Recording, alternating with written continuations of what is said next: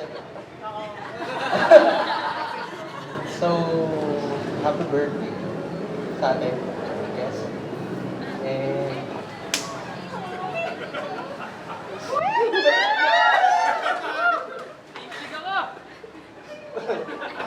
and thank you sa lahat ng ginawa mo para sa akin.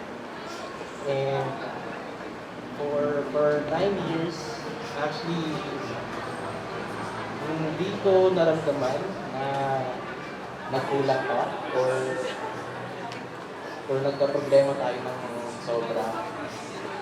And alam ko may panahon na naging sakit ako ng ulo mo. May panahon din na nagkamali ako. May panahon na nasaktan kita. Pero sa tagal ng panahon yun, hindi ko naramdaman na nawala ng pagmamahal ko sa'yo. And actually, it's more on mas lumalim pa yung pagmamahal ko sa'yo and mas minahal kita ng todo. And last year, kung naalala mo, binigay ko sa'yo yung promise ring. At saka nung promise ko sa'yo na kung hindi man ngayon, kung hindi man bukas, kung hindi man sa susunod na araw, basta darating ng panahon, darating ng right time, napapakasal lang kita.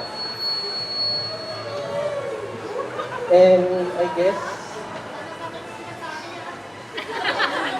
siguro, ngayon yung tamang panahon.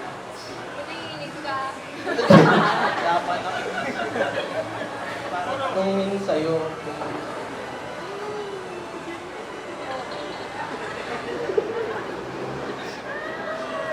Noellen Arsagon.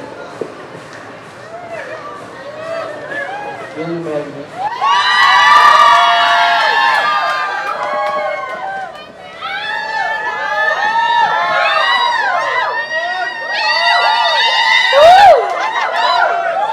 Siyempre naman.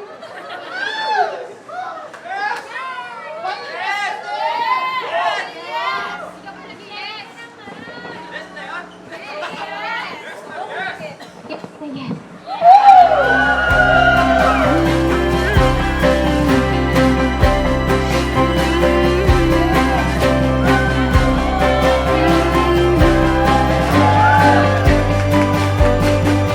We opened the sky, pulled down the moon, we saw through the dark, and we found the truth. I found you.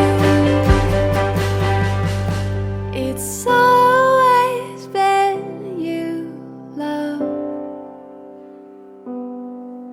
It's always been